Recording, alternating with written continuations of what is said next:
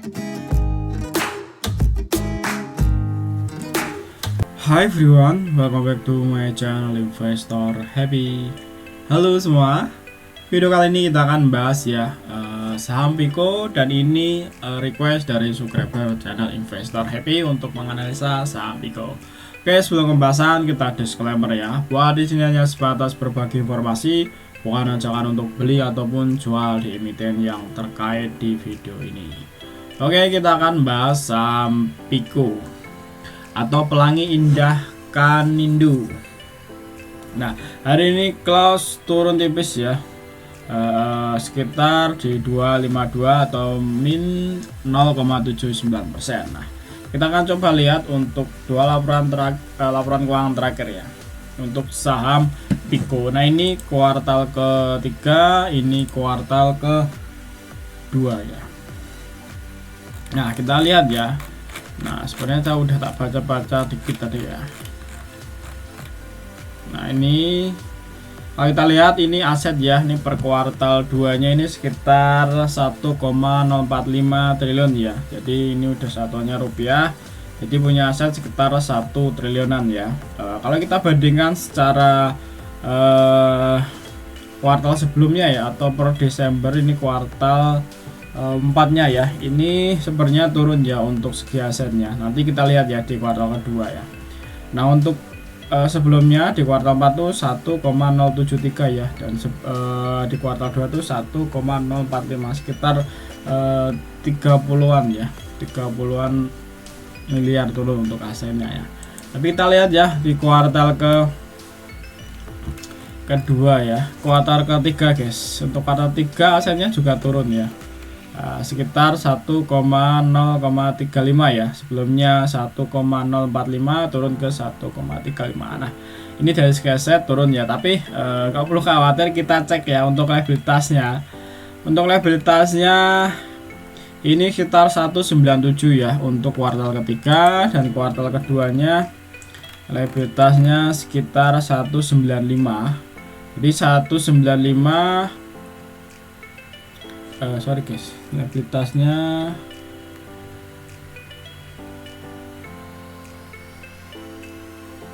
jumlah liabilitasnya sekitar 850 ya, 850 miliar. Ini clear aku baca ya. Untuk liabilitasnya sebelumnya itu 838 ya. Ini sebenarnya liabilitasnya cukup besar guys ya. Kalau kita lihat ya, dengan aset sekitar 1 T-an ya, dengan dia punya likuiditas sekitar 800 ya, hampir 80% ya sebenarnya emiten ini untuk likuiditasnya ya. Kurang begitu bagus ya kalau menurut saya ya. Cuma teman kalau punya range likuiditas dengan gede ya silakan ya. Cuma di sini likuiditasnya udah 80% dari asetnya ya. Karena punya aset 1 T dengan likuiditas sekitar 800, tapi teman harus breakdown dulu ya. Untuk terbesarnya ini nilainya di sini ya, utang lain-lain nih ya, nanti tinggal lihat aja ya. Ini cukup gede karena untuk likuiditasnya ya. Nah, oke ya, yang kurang bagus ini ya, likuiditasnya lumayan besar kalau kita bandingkan dengan asetnya ya. Nah, asetnya 1 T, punya utang 850 ya. Jadi sekitar 80-an persen ya untuk likuiditasnya kalau kita bandingkan. Kita lihat ya untuk segi pendapatan. Nah, untuk pendapatannya ini ya langsung aja ya, sini sekitar 7,6 ya, 7,6 miliar untuk per kuartal ke-3. Nah, untuk kuartal keduanya ini punya pendapatan sekitar 5,8 ya, naik ya guys. Untuk pendapatannya sebenarnya naik ya, dengan IPS 10 ya, IPS 10. Ini kalau kita bandingkan secara year ini oke ya, karena sebelumnya itu min ya, min 51 sudah punya IPS-nya naik ya ke surplus 10,02 ya, ini per kuartal 2-nya.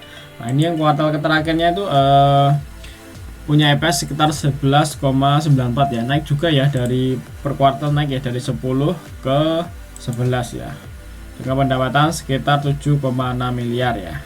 Kalau kita bandingkan 1 year ini udah naik sangat signifikan ya, Dari sebelumnya minus 31 miliar ya, naik atau surplus 7,6 ya. Cuma untuk emiten ini yang kurang menarik yaitu ya guys ya, liabilitasnya terlalu tinggi. Nah, ini kita lihat untuk cash flow-nya juga masih aman, dan kalau kita lihat ini cenderung naik ya. Dari sebelumnya 687 ini sudah naik ke 4,69 ya. Ini per kuartal ketiganya ya. Kuartal keduanya lihat ya berapa ya. Ya, semuanya oke ya. Dari sebelumnya itu minus ya. Kuartal keduanya minus sekitar 1,9 miliar, udah positif ke 4,65 ya. Oke, secara fundamental ya emiten ini ada perbaikan kinerja ya. Kalau kita bandingkan secara year to year ya, dari sebelumnya minus, pendapatannya sudah surplus ya, IPS-nya sebelumnya minus sudah surplus juga. Cuma yang kurang menarik ini ya, liabilitasnya guys ya. Liabilitasnya terlalu tinggi. Ini kelihatan yang paling tinggi ini ya, utang lain-lain nih. Halaman 3H14 nih. Nanti teman cek aja ya. Ini sekitar 564 ya. Ini yang paling besar ini. Ini kalau seandainya ini hilang, ini enggak terlalu besar sebenarnya ya. Masih sekitar 30% ini ya yang paling besar ya. Ini untuk secara fundamental seperti itu teman ya. Liabilitasnya aja yang kurang bagus ya. Tapi untuk pendapatannya sudah mulai ada perbaikan kinerja ya. Karena sebelumnya minus, udah mulai surplus ya. Nah, kalau kita lihat di chartnya ini harusnya kemungkinan besok ya ini ada pantulan ya, kemungkinan loh ya guys ya. Masa enggak ini kemungkinan besok ada pantulan nih. Nah, kalau kita lihat hari ini ya, ini ada akum YP ya, ada AK, ada NI, kemungkinan ya besok. Nah, kita lihat ya untuk berapa hari ini, mungkin dari sini ya, karena sempat mantul di area sini juga. Ini tanggal 8 Desember dari sini ya. Ini masih ada AK, ada BK ya. Ini average-nya di 247 ya. Ya 247, 253 ya, di range-nya ini ya, di area sini. Ya. 247 pas di area sini kan. Nah, di area sini ya. Nah, teman ya, cuma kalau untuk investasi jangka panjang seperti itu ya, fundamentalnya kurang bagus, dan di sini kalau kita lihat histori belakang belum ada dividen ya. Jadi kalau untuk target scalping ya silakan ya. Kalau untuk invest panjang ya seperti itu ya, liabilitasnya terlalu besar, dan sini belum ada historical bagi dividen. Nah, seperti itu guys. Dan sini ada gap juga ya, tapi nggak tahu apakah ketutup nanti ya. Ini ada gap di area sini ya, di area 359 di sini ya.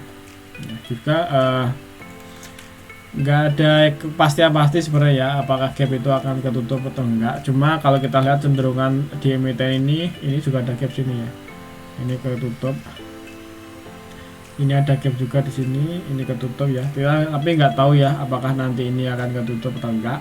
Kita masukin case saja ya untuk emiten Pico ini. Jadi kita coba teman catat aja ya beberapa emiten yang ada gap-gapnya, apakah ketutup atau enggak. Jadi nanti suatu saat ketika mengalami kondisi yang sama, kita sudah ada data ya. Untuk data kita untuk mempertimbangkan apakah kita buy atau tidak ya. Oke, sekilas ya untuk analisa saham Pico ya teman ya. Untuk yang request tadi silakan ya, kurang seperti itu. Yang kurang bagus ya di liabilitasnya ya. Nanti silakan dicek yang ini aja teman ya, utangnya lain-lain ini ya yang paling besar ya. Halaman 3H ya, nanti cari aja ya. Oke, terima kasih semua telah nonton video ini. Kalau teman-teman ada request ataupun pertanyaan ya silakan aja di tulis komentar ya. Sampai ketemu di video berikutnya. Happy cuan and happy investor. Bye bye.